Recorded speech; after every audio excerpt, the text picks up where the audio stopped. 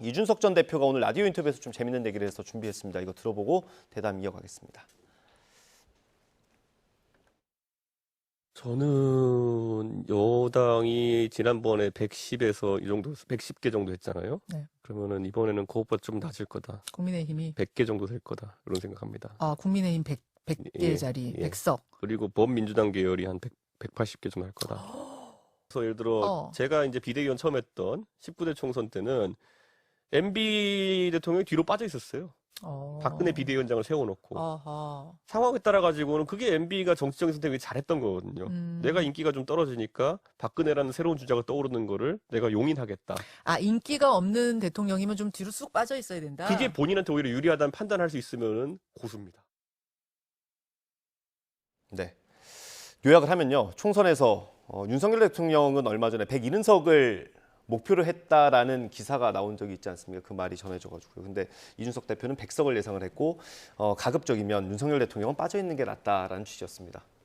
뭐 이제 이준석 대표 입장에서 그런 이제 바램을 왜냐하면 대통령이 뒤로 빠지기를 바란다는 그 개인적 바램은 뭐 정서상 감정상 있을 수 있는 것 같은데 저는 그래도 우리 집권 여당의 당 대표를 했던 분이 저렇게 이야기하는 건 저는 좀 무책임하다고 봅니다.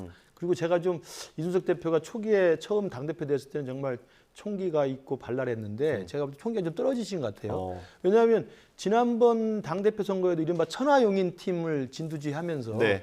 천하람 후보가 결선 투표에 올라갈 것이다. 그래서 여기 결선 투표까지 가서 해볼 만하다.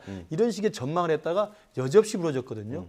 저는 그때 보고 이준석 대표가 이제 당을 객관적이고 현실적으로 보는 게 아니라 자기의 기대를 섞어서 전국을 보는구나 이런 제가 판단을 했어요. 이번에도 제가 볼 때 그렇습니다. 어떻게 우리 당이 100석 이하로 될 거라고 이야기를 합니까? 그다음에 100석이라고 했습니다. 범민주당 계열이 180석이 된다고 하면 지난 21대 총선보다 더 형편없어진다는 이야기인데 지금 민주당 상황을 보고 나서도 저런 이야기가 나오겠습니까? 근데 제가 볼 때는 그냥 우리 지금 그 자기의 친정 당이었던 국민의힘이 안 되기만을 바란다는 그런 감정 섞인 저는 평가밖에 안 되고요. 전혀 객관적인 평가는 아니라고 봅니다. 지난번 전당대회 때 천하람 후보에 대해서 정말 잘못된 평가와 예측을 했던 것 그대로 저는 정말 내년 총선을 놓고 좀 너무 유시풀 싱킹으로 자기의 주관적 기대를 섞어서 우리 당이 못 되길 바라는 게 아닌가 싶습니다. 예. 반대로 고마우십니까? 어때요? 아니, 민주당 쪽에서도 좀 황당할 거예요. 예를 좀 잘못 들었어요. 예. 그러니까 19대 총선이면 이명박 정부의 말기이기 때문에 네네네. 대통령의 임기가 이제 사실 별로 이명박 대통령 가뜩이나 인기도 없었고 인기가 없을 때고 다음 정권 재창출을 하기 위한 과정으로서 이제 그 박근혜 대통령을 중심으로 한 이런 당이 꾸려졌던 것인데 지금은 윤석열 대통령 임기 2년 차에 중간 평가란 말이죠. 그리고 윤석열 대통령이 온전히 본인으로의 정치적 어떤 그 심판 이거는 대통령 선거 이후에 유일하게 있는 것이라 피할 수가 없죠. 그리고 윤석열 대통령을 중심으로 한 국민의힘 여당 세력들도 새로운 정치 세력을 본인들이 꾸려보고 싶은 이런 욕심이 있을 겁니다. 그래서 아무리 옛날에 내가 그때 잘했으니까 나를 다시 전면에 내세우지 않으면 국민의힘 선거 힘들 거야 라고 이야기를 해도 아마 뭐 그 소리는 뭐 본인의 소리 정도로 작은 소리가 될 것이고 다만 전망에 대해서는 그렇게 생각해요. 지금 윤석열 대통령에 대한 평가, 현 정부에 대한 평가가 국민들이 굉장히 낮습니다.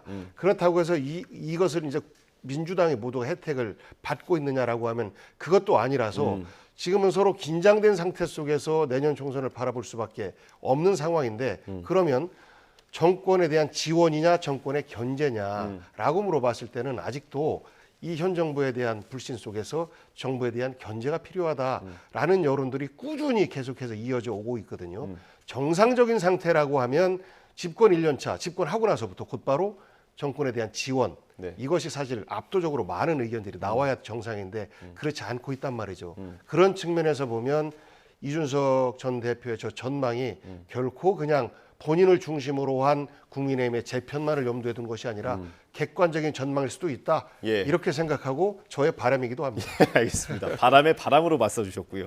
저희가 한 1분 남았는데 이게 나름의 근거를 제시하긴 했어요. 이제 용산도 좀 어려워질 것 같고 서초나 강남도 좀 어려울 것 같다라는 전망을 이준석 전 대표가 라디오 인터뷰에서 하더라고요. 그래서 수도권에 직접 계시니까요. 수도권 표심을 근거로 내세운 거거든요. 그러니까 지금 초기 임기 초반에 지금 현직 대통령이 과거에 비해서 지지도가 낮다는 건 상대적으로 좀 인정합니다.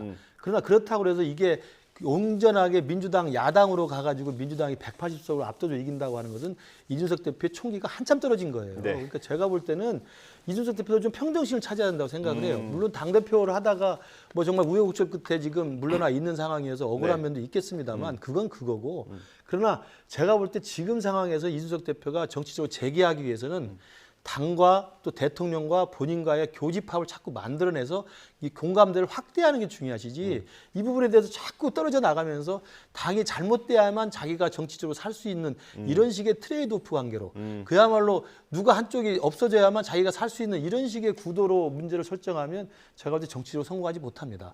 집권 여당은요. 어찌됐든 간에 대통령과 함께 또는 그 정부의 임기 말까지 같이 가는 숙명을 안고 있는 거예요. 네. 저는 이준석 대표가 지난번 천하용인 그룹의 이 당대표 후보 때부터 지금 이렇게까지 좀 과거보다는 훨씬 더 좀 예측력이 떨어지는 좀 이런 좀 정치 불도를 하고 있지 네. 않은가 싶습니다. 알겠습니다. 오늘 말씀 여기서 마무리하도록 하겠습니다. 김근식 국민의힘 전 비전전략실장, 복귀왕 전 청와대 정무비서관과 함께했습니다. 감사합니다. 네, 고생하셨습니다. 고맙습니다.